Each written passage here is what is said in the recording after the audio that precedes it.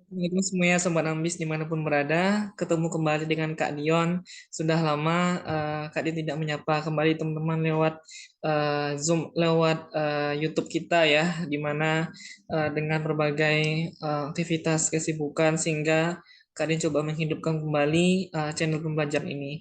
Dan semoga teman-teman di sini, para pembelajar siap untuk terus memberikan dan juga mendapatkan insight menarik dari apa yang telah Kak Dion berikan ya.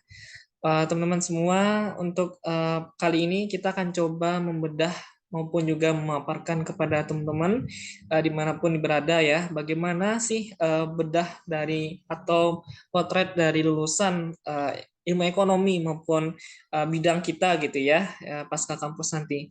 Jika teman-teman di sini punya ketertarikan mau masuk fakultas ekonomi atau mau masuk jurusan ilmu ekonomi, di mana ketika teman-teman sudah mempunyai tekad untuk lulus nanti ya di perguruan tinggi, apakah di UI, UGM maupun kampus lain-lainnya di Indonesia, teman-teman tentu harus memikirkan bagaimana sih prospek kerja ke depan setelah lulus dari Fakultas Ekonomi, begitu ya.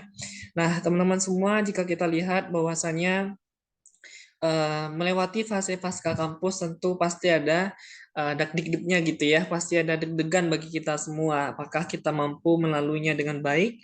Apakah kita mungkin terseok-seok gitu ya? Harus mungkin ada kalanya teman-teman ketika mau menuntaskan studi gitu ya, apakah sesuai dengan jurusannya atau tidak gitu ya? Ada yang lebih 4 tahun, ada yang bahkan yang sangat passion gitu ya, ada yang sangat suka, bahkan kurang dari 4 tahun, itu tergantung dari kapasitas dan juga bagaimana usaha yang kita lakukan.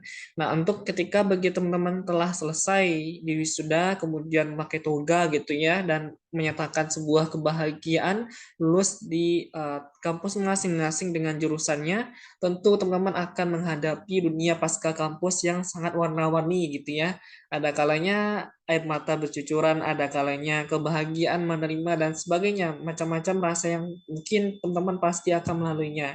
Dan termasuk ketika kemarin UGM sudah melakukan wisuda gitu ya pada mahasiswa sarjana, tentu ini akan mulai bagi teman-teman akan melalui fase pasca kampus. Tentu ini tidak hanya bagi teman-teman yang sudah lulus saja, tapi ini ketika juga yang masih berkuliah maupun juga kan yang mau meniti, mau masuk fakultas maupun juga kampus yang mereka idam-idamkan. Nah, ini Kak dicoba paparkan ketika kalian sudah lulus dari ilmu ekonomi UGM selama lebih kurang hampir 2 tahun gitu ya. Nah, bagaimana apa yang mungkin bisa kalian dapatkan dan bagaimana potret dari lulusan ilmu ekonomi jika kita lihat bahwasanya tidak semua PPTN favorit itu langsung mahasiswanya mendapatkan atau alumninya ya mendapatkan pekerjaan.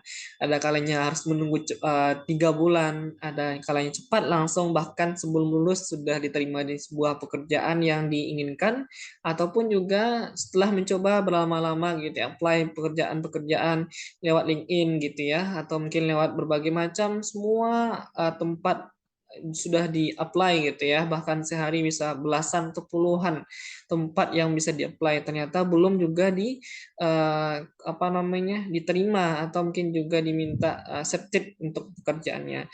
Kemudian tidak semua yang lulus atau sebelum lulus tentukan oleh di mana teman-teman di sini bekerja di passion. Ada yang kalanya tertarik di bidang research, ada kalanya tertarik di bidang industrial gitu ya, perusahaan, NGO, pemerintah dan sebagainya, tergantung dari passion teman-teman mau menentukan arah dan bagaimana visi teman-teman untuk akan bekerja dan juga meniti karir.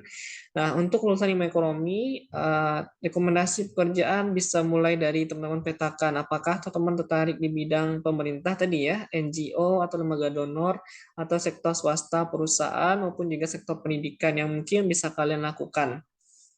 Mengingat tahun 2023 nanti lapangan pekerjaan cukup susah gitu ya, pengangguran akan meningkat dikarenakan adanya gejolak krisis ekonomi yang mungkin sebentar lagi kita akan menghadapi. Tentu bagi lulusan fresh graduate ini menjadi sebuah tantangan yang jauh lebih besar bagi teman-teman.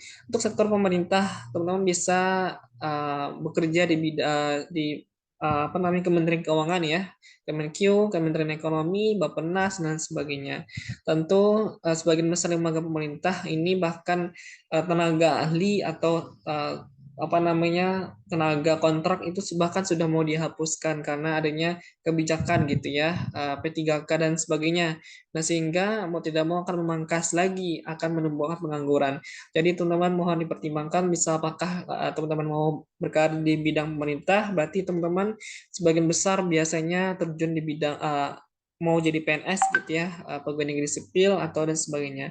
Jika teman-teman bergabung di lembaga NGO atau donor, seperti yang sebagian besar kalian tahu adalah lembaga riset maupun juga lembaga lain seperti Semeru, LIPI, CSIS, CISD gitu ya dan sebagainya, itu banyak sekali.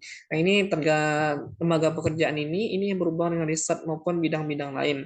Sektor swasta, misalkan teman-teman tertarik di bidang Telkom gitu ya, dan non lembaga konsultan, EY misalkan ya, KPMG dan sebagainya, itu tentu teman-teman passionnya di mana. Misalkan di pemerintah yang misalkan tentu strict dengan peraturan gitu ya, dan juga jam masuk dan jam pulang, apakah teman-teman tarik misalkan di startup mungkin ya, ini lebih cenderung ke swasta atau lembaga-lembaga lain yang mungkin tidak mesti masuk jam sekian, tetapi asalkan output kerjaan harinya selesai itu sudah gitu ya. Jadi tidak mementingkan jam kerja berapa jam sehari. Ini tergantung teman-teman nanti memutuskan uh, apa namanya kalian tipe seperti apa, pengen kerja seperti apa dan di mana dan bagaimana gitu ya. Dan terakhir di sektor pendidikan, apakah kalian bisa bekerja sebagai guru ya, tidak mesti semua harus jadi dosen, tidak mesti semua jadi profesor atau mungkin menjadi orang hebat ya. Guru itu juga orang hebat, tapi sekarang banyak sekali orang ini menganggap guru itu memang susah ya dari segi insentif kerjaannya. Tentu ini membutuhkan pengabdian bagi kita. Kita tahu kalau misalnya tunjangan di jadi guru itu memang sangat susah maupun juga seleksinya cukup susah untuk diangkat menjadi guru PNS. Oleh karena itu, ini membutuhkan bagaimana teman-teman tertarik di bidang apa, silahkan untuk ditekuni. Nah, faktanya adalah dari lulusan ilmu ekonomi itu sebelum lulus biasanya dia apa namanya disibukkan dengan mengerjakan skripsi, dan banyak juga lulusan ekonomi itu dia tidak linear dengan bidangnya, atau mungkin juga jurusan lain misalkan itu dia masuk dengan pekerjaan bidang ekonomi. Jadi fakta dunia pekerjaan itu warna-warni, tidak strict dengan satu jurusan mana, tapi ini membutuhkan kapasitas apa portofolio yang pernah teman-teman lakukan selama di kampus maupun juga prestasi-prestasi yang kalian raih. Oleh karena itu, kalian coba berikan tips pertama sebelum lulus, teman-teman mencoba mencari pengalaman atau portofolio sebanyak mungkin. Misal dari magang atau intern gitu ya, baik di magang riset, fakultas, menjadi asisten dosen, magang di perusahaan, dan sebagainya. Atau mungkin kalian coba mengikuti manajemen trainee gitu ya, MT atau seleksi penerimaan karyawan tetap, yang mulai meniti karir teman-teman di satu pekerjaan tertentu.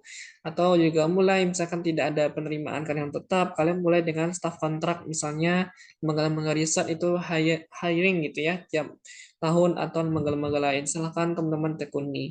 Tentu pas lulus membutuhkan waktu yang bervariasi ya untuk bekerja. Jadi semua pasti akan melalui fasenya, tidak mesti cepat-cepat gitu ya. Kadang kita apa namanya sesuatu yang kita inginkan tidak mesti langsung didapatkan segala cepat gitu ya, meskipun usahanya sudah maksimal. Ini balik lagi dengan takdir gitu ya, yang diberikan oleh Tuhan kepada kita. Selain usaha, tapi kita juga membutuhkan ikhtiar-ikhtiar lain, yaitu mungkin bisa nggak teman-teman sebelum mendapatkan pekerjaan sembari menunggu, teman-teman misalkan meningkatkan skillnya, mengikuti pelatihan, atau mungkin mempersiapkan misalnya kalau mau apa namanya S2 nanti memperbaiki bahasa Inggrisnya, atau mempersiapkan nanti kalau wawancara pekerjaan bahasa Inggrisnya dibutuhkan, maka mengikuti pelatihan-pelatihan atau kelas-kelas bahasa Inggris dan sebagainya. Banyak sekali ketika pasca kampus teman-teman bisa mengeksplor diri kalian lebih seperti itu.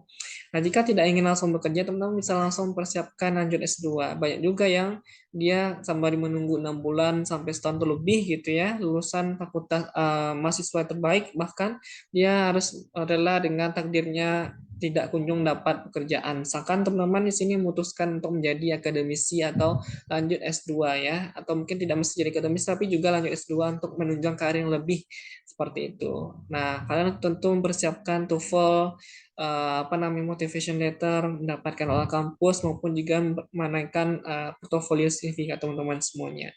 Jadi mungkin demikian sedikit yang bisa kami gambarkan untuk profil dosen ilmu ekonomi itu lebih banyak di bidang tadi ya, baik di NGO, pemerintah, sebagainya. Dan teman-teman mencoba sebaiknya untuk memperluas jejaring dan juga wawasan teman-teman untuk di mana teman-teman bisa putuskan kalian passionnya seperti apa dan bagaimana teman-teman untuk secara serius untuk menekuni dunia pekerjaan nanti setelah lulus. Demikian yang bisa kami sampaikan. Semoga manfaat. Sampai ketemu lagi di lain kesempatan. Assalamualaikum warahmatullahi wabarakatuh.